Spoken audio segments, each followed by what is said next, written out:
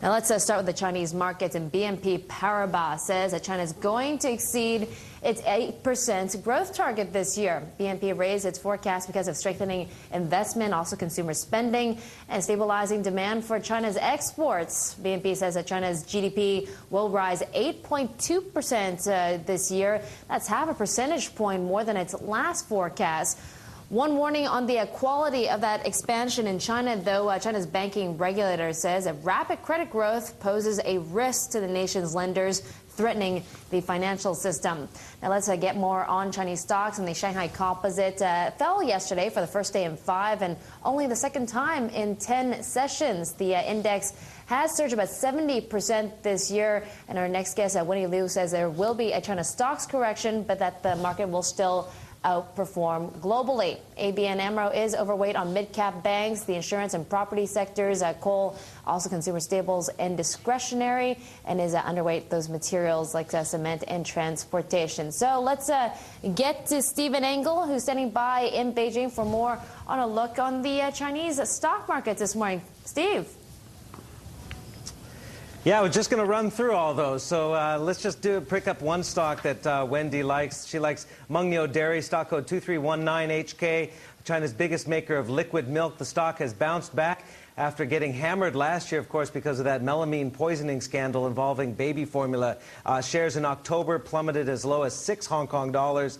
You can see it when it really fell off the cliff there last year. It is now back up near 20 bucks a share. Credit Suisse yesterday raising the stock to a neutral from underperform, saying the recent investment in Mengniu by COFCO and also Hapu Investment Management will benefit future M&A plans. I might add, though, that Goldman Sachs this morning downgraded it, saying the valuations got a bit too rich for their liking. Now, those two investors in Mengniu plan to acquire a 20% stake in the dairy. And the Chinese government last week said it will encourage mergers in the dairy industry to improve quality. Mengniu was one of those 22 dairy producers found to have sold products containing melamine in a scandal, of course, that killed 6 children and made 300,000 infants ill in China last year. There you're seeing some Mengniu milk products. Overall, Susan, the Shanghai Composite Index has had a nice run up some 70% so far year to date, still off its October 2007 record high, but still a nice run, leading some people to think that perhaps these stocks in China, the A shares, are overvalued. Let's find out what our guest is going to say about that. That's right. Let's find out what Wendy Liu has to say. Wendy Liu is head of China research at RBS. And, you know, Wendy, we have been hearing calls for a summer correction in markets, but you are predicting it may be a drawback of 10 to 15%. What indications say that to you? I think the biggest trigger is probably going to be weak macro numbers coming out of the U.S., and then the linkage between Chinese export and U.S. consumption is still there. And third quarter is also the time that investors will be looking to confirm whether there's a V-shaped recovery in the U.S. market. And the early indicator that we see is that perhaps it's a bit more difficult than anticipated. And if we look at the Chinese market recovery, it's now mid-cycle valuation. But if we have a push out in the V in the U.S. economy, then the global equities will get hurt. Yeah, well, Wendy, let me show you this chart as you see here. This is from your report. And as you point out, it seems that A shares and H shares, these are Chinese mainland shares traded here in Hong Kong, really follow the pattern of money supply in China. So if there's money floating around on the mainland, it seems that stocks do go up. Is this trend going to continue for the rest of this year? I think that trend may have a bit more firepower to go, although on the H share, it tend not to, in the recent rally, like we see in the chart, tend not to go up as high as the A shares.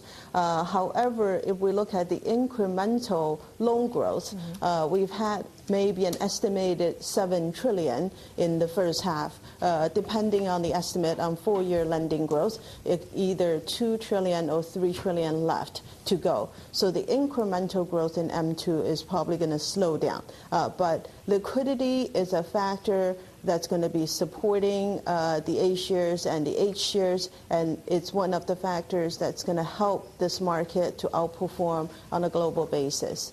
when we Yes. see the pullback. Okay, so we're going to see a 10 to maybe 15% pullback, but I guess in the long term, shares will still continue their uptrend then. Yeah, I think if you look at the underlying GDP growth, that's what drives the stock market, so that should help. Yeah. Wendy, before we talk about individual stocks like the one I mentioned, Mangneo, I'm curious overall, where are you going to be seeing some main weakness? Which sectors are you not liking in the Chinese economy right now as far as stocks? I see, interestingly, in the overall ABN AMRO report that you like, or the bank likes property, but that's a sector that is, some say, is forming a bubble. Okay, so we'll go to the bubble first. Our strategic allocation, or allocation on the strategy side is a bit tactical heading into the interim results. And as you know, the mid-cap banks and the property names are probably going to report the strongest earnings. And in the property sector, our top picks are projected to produce about 50% earnings growth in 2010 on China Resources Land and 80% growth in 2010 for China Sino-Ocean Land.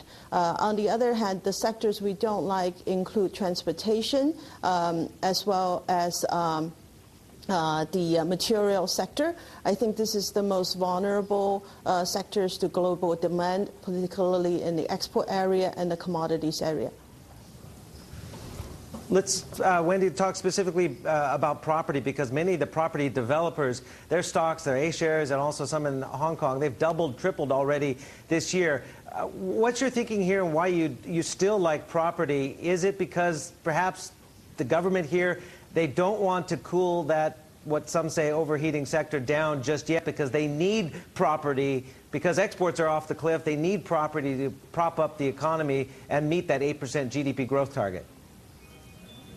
I think that's a fair assessment. Property is not one of the 10 top sectors for special stimulus measures, but it is the unspoken sector that has great importance, and it will drive a lot of demand for related industries. So I think in that sense, what we've seen is the central government has basically decentralized policy making on property to local government, and local government does have an interest to hold up that part of the economy.